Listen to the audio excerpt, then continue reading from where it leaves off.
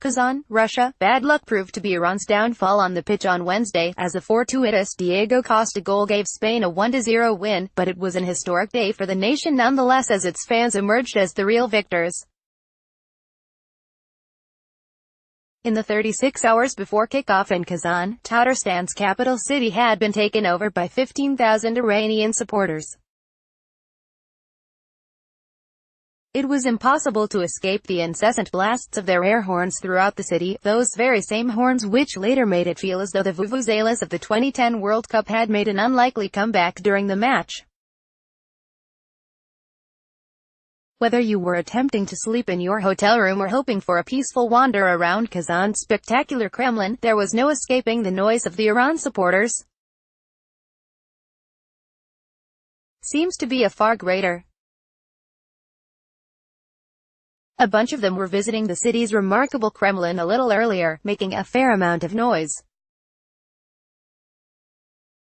Forget their street dancing, their infectious songs, and the smiles which could span the width of the Volga. Easily the most striking element of Iran's immense support, not only in Kazan, but in Russia in general, has been the sheer number of women in attendance.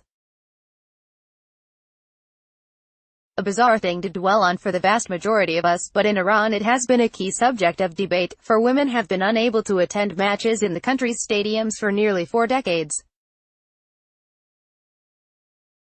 Having originally been implemented in 1980 following the Islamic Revolution a year earlier, the ban on men and women sharing a stadium at the same time has sparked numerous protests and demonstrations, coming to a head earlier this year when a female group disguised themselves before being rounded up by security.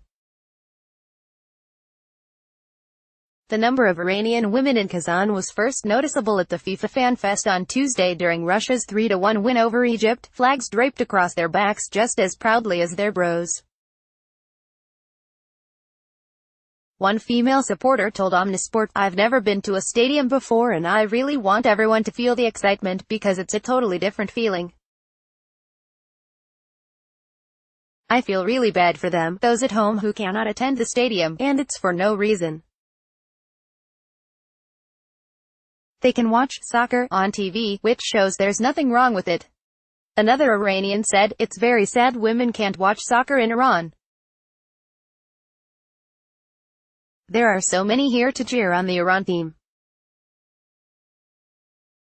I hope in the future Iranian women will be able to watch football games in their own country." Women, families finally entered to Azadi Stadium after 37 years of ban, to watch.